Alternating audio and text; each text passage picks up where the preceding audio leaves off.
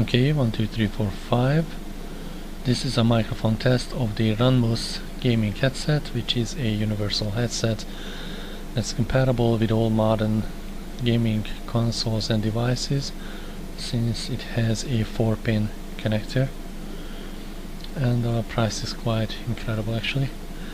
And I'm not using at this time the noise suppression feature, so probably there is some hissing going on in the background, especially because I'm sitting right next to my air conditioner, which is running, making quite a noise.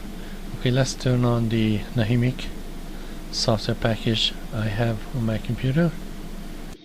Okay, 1, 2, 3, 4, 5, and this is with noise suppression.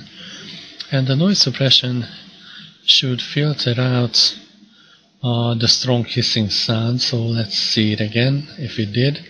1, 2, 3, 4, 5 with noise suppression, and again without noise suppression. So I expect the quality to increase with the noise suppression turned on. And this microphone test again is for the RUNMUS gaming headset.